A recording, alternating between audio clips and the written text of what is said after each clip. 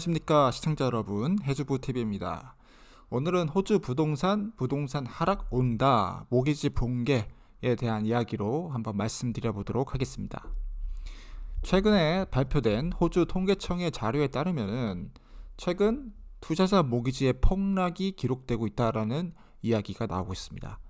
2021년도 때 한창 금리가 낮고 부동산 투자 붐이 일어났을 때 약 32빌리언 가량의 자금이 모기지에 이제 몰렸다라는 것이죠. 그런데 최근에 들어서 그 새로운 모기지 대출에 대한 증가율이 굉장히 크게 하락하면서 무려 32조 정도가 됐던 모기지가 24조까지 하락을 했습니다.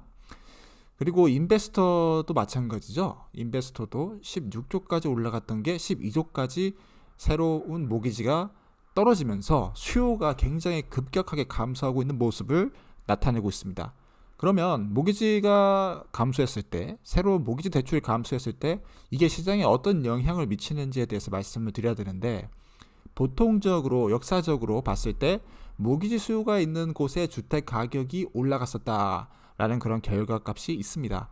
그래서 2021년도 때 코로나 때 엄청난 모기지 수요, 무려 연간 성장률이 18%에 달했을 때 주택 가격이 그만큼 엄청나게 올라갔다라는 것이죠. 모기지가 20% 올라갔을 때 주택 가격이 22% 근접할 정도로 따라서 올라갔기 때문에 이렇게 지금 거의 마이너스 때까지 더 떨어졌거든요. 모기지 성장률이 마이너스 6%까지 내려갔기 때문에 주택도 한 마이너스 10%까지 더 떨어질 가능성이 있다라는 게 최근에 나오고 있는 이야기입니다. 그래서 지금 모기지가 선행지표거든요. 선행지표라서 선행지표가 먼저 앞서가고 그 다음에 이제 주택 가격 하락이 따라오기 때문에 2022년도 때는 추가적인 주택 가격 하락이 더 예상이 된다라는 점을 강조드리고 싶습니다. 그래서 이제 얘기를 하고 있는 것이 시드니의 이제 가격 변동을 말씀드리자면은 마이너스 12%까지 더 떨어질 수 있겠다라는 이야기가 나오고 있고요.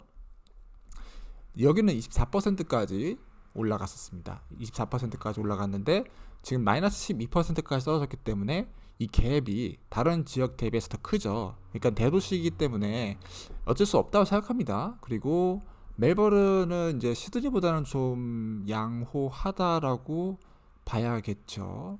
시드니보다도 좀 더 갭이 커 보이네, 크네요. 제 생각이 틀린 것 같고 시드니보다 더 갭이 큽니다. 28%에서 마이너스 8%까지 갔기 때문에 멜버른이 더 타격이 클 수가 있겠다라는 생각이 들기도 해요. 그래서 시드니, 멜버른 이런 대도시 같은 경우는 모기지와 그 다음에 이제 주택 가격의 그 격차가 굉장히 크기 때문에 영향을 크게 받을 수밖에 없겠다라는 생각이 들고 있고, 브리즈번도 뭐 32%에서 마이너스 8%까지 지금 하락했죠.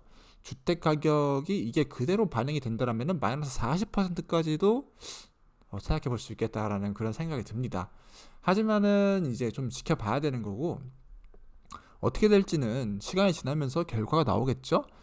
올해 웨스트백에서 언급한 것처럼 주택시장 조정이 계속해서 되고 있고, RBA가 2023년도 2월 달에 추가적으로 금리를 더 올릴 가능성이 있기 때문에 아직 끝난 게 아니다라는 생각이 들고 있고, RBA가 모기지 금리를 인상할 것이 거의 확실해짐에 따라서 구매자 수요는 불가피하게 줄어들고 집값은 더 적자로 내려갈 것이다 라는 얘기를 하고 있기 때문에, 물론 2022년도 때 굉장히 많은 가격이 하락을 했고요. 마이너스 15% 정도 하락했지만 2023년도 때 바닥이다라는 생각을 버려야 됩니다. 2023년도 때도 더 하락할 수 있는 가능성이 시장에서 점쳐지고 있다, 예상이 되고 있다라는 점을 말씀드릴 수 있겠고, 경기 침체가 심화되면서 전국 교외 지역의 절반 이상에서 부동산 가격이 하락되고 있다.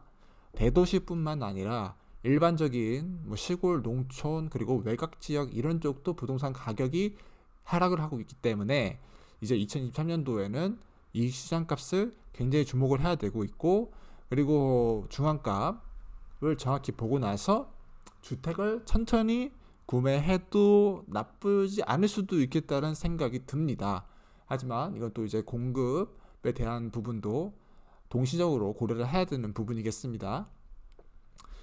그래서 결론적으로 말씀을 드리자면은 전국 부동산 웬만한 곳은 마이너스 15%까지 더 추가적으로 하락할 수 있겠다라는 것을 말씀드릴 수 있겠고, 그리고 또 금리가 많이 올라가고 뭐 앞으로 시작해서 더 어려워진다면은 또 우리가 살 수 있는 옵션들 중에서 집을 구매하는 사람은 주택보다는 아파트가 좀 더 경제적으로 메리트가 있지 않을까라는 말씀을 한번 드려보고 싶습니다. 주택에서 사는 게 굉장히 어렵고 또 주택의 공급이 굉장히 적어요. 그 대책으로 이야기가 나오고 있는 게 아파트와 그다음 뭐 다세대 주택이 그런 대책으로 나오고 있는데, 하여튼간에 너무 어렵고 주택 구매가 불가능하겠다라고 느껴지는 사람들은 그런 옵션도 고려해보면 좋지 않을까라는 말씀을 드리고 싶습니다. 오늘 이상 호주 부동산 하락이 온다, 그 이유, 그 근거, 모기지 붕괴에 대해서 말씀을 드렸습니다. 모기지 대출이 선행 지표고 부동산 가격이 후행 지표라고 말씀을 드렸기 때문에 선행 지표가 지금 나오고 있어서 아마 3개월의 격차를 두고 그 결과가 반영이 될 겁니다. 지금 1월 20일이죠. 그러니까 4월 20일 정도가 되면은 이제 부동산 가격이 추가적 하락이 올 수가 있겠죠. 그래서 이제 주택을 사려고 준비하시는 분들, 열심히 돈을 모으고 계신 분들은 또 좋은 기회가 2023년도에 올 수 있다라고 저는 생각을 하고 있고요. 그 기회를 잘 잡아서 내 집 마련할 때 있어서 뭐 95% 영끌해서 집 마련을 하는 것보다 시장이 안 좋을 때 사면은 조금 더 여유 있게 집을 마련할 수 있지 않을까라는 생각을 하면서 오늘 영상 마무리하도록 하겠습니다. 이상 해주부 TV였고요. 시청해주셔서 고맙습니다.